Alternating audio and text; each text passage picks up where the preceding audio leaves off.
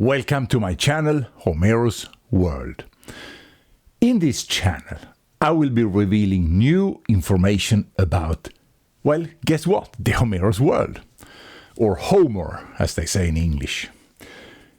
As you know, the main work of Homerus was the Iliad. I have here an edition with Greek text on one side, the original, and an English translation on the other. But you don't have to read that anymore. It's very convenient because you can check how it was actually spelled. But you can do that on the internet now. The reason why it's so important with reading the Greek text is because the translation is quite frequently wrong.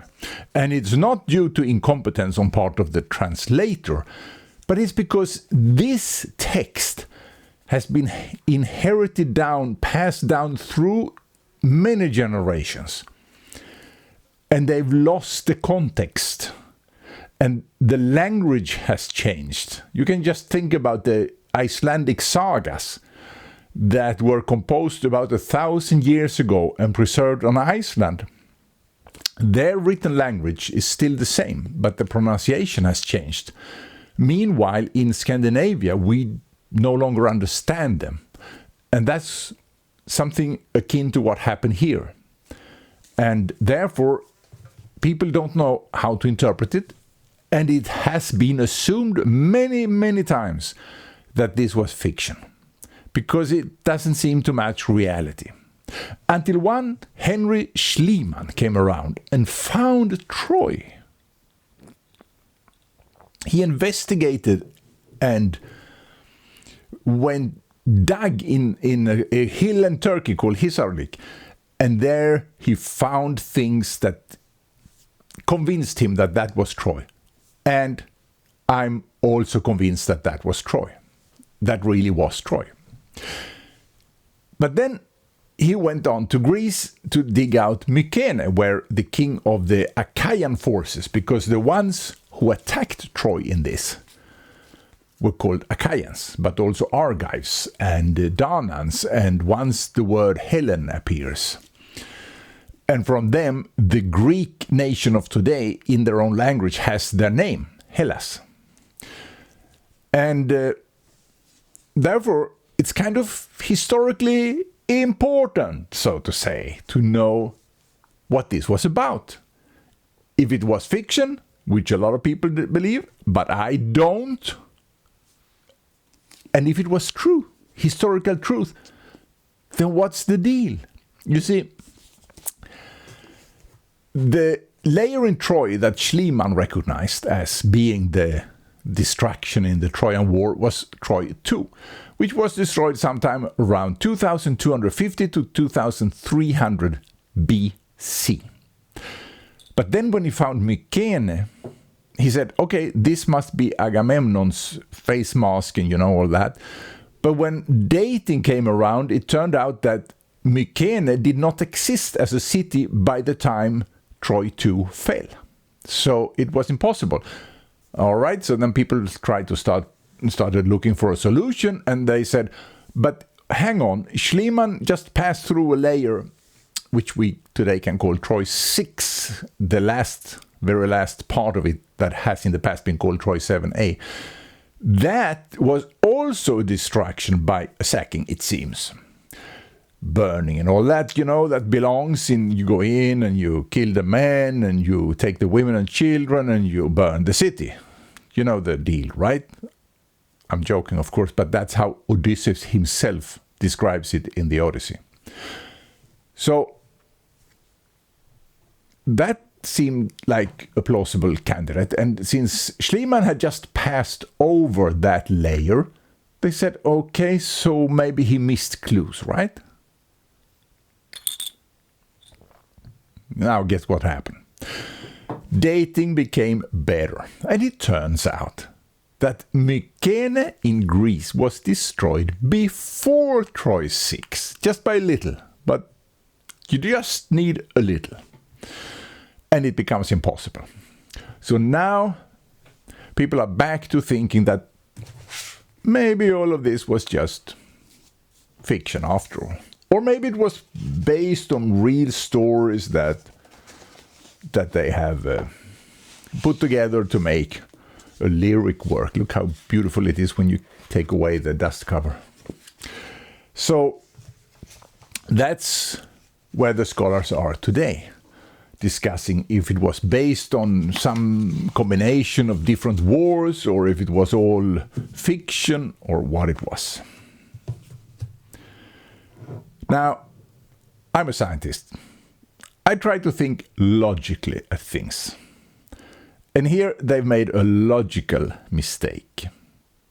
Because let me use this hand to illustrate Troy. We have two destruction events. And then this hand to illustrate Mycenae.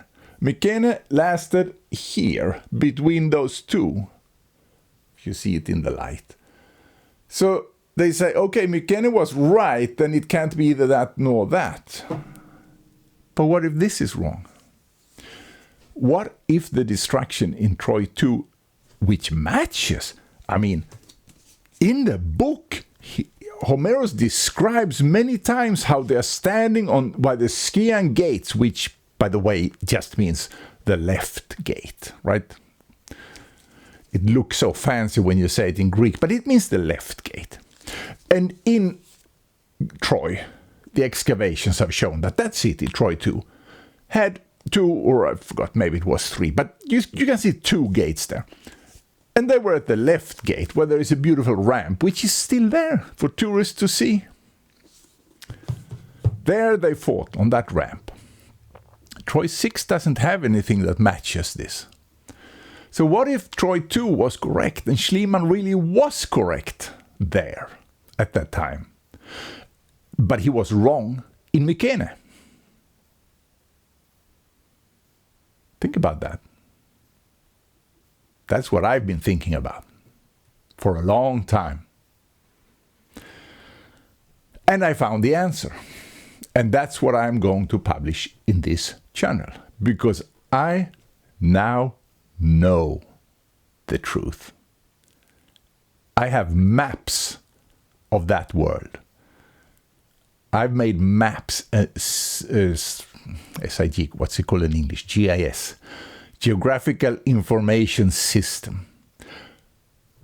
I have it all mapped out. You see, in book 2, around stanza 280 or something like that, maybe a little later, the author starts laying out and mentioning all the commanders, the towns, how many ships there were of those who attacked Troy. It's all there. It's about 200 toponyms or names in total, not counting the names of people. And I have put them on the map. And it's not Mycenae in Greece. Mycenae is not on the Peloponnese in Greece. By the way, Greece.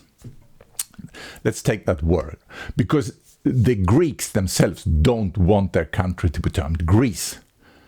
But Greece is the old word for that part of Europe. It's not the word for the Indo-European Greek-speaking people who inhabit it now, or those who brought Indo-European there. They were not called Greek. Greece is the territory that they conquered. And therefore, to call it Greece is correct. Geographically speaking, it is correct. But the identity of the conquering Indo-European tribe was another. It's like, take Bulgaria. Bulgaria had another name in antiquity, but the Bulgars conquered it, and now it's called Bulgaria after the Bulgars, whereas Greece was called Greece before it was conquered by what they preferred to be called Hellenes, because it appears in this book. And so they wanted to be called Hellas now, after the conquering tribe. But Greece is not wrong, geographically speaking, and I'm a geographer. So now you know what this channel is about. And why am I waiting, maybe you ask, with telling you all this? Well, I have at present, I think I have like 38 subscribers. And to monetize the channel, I need 500 subscribers. So I need you who want to hear the rest of the story. I need you to subscribe to the channel and to invite others to subscribe to the channel. Because before I monetized it, I can't start putting out the information. And I also need 3,000 public watch hours.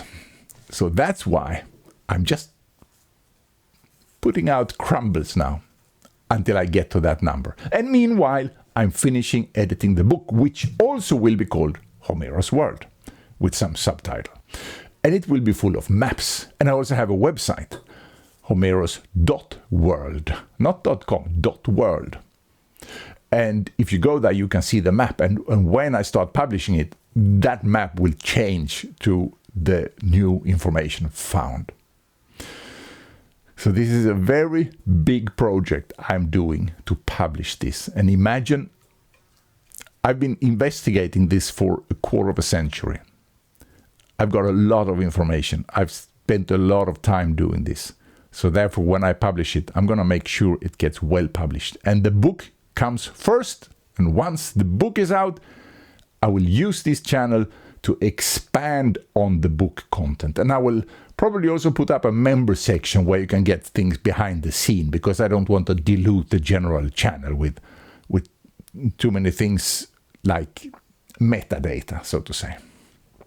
So thank you for listening.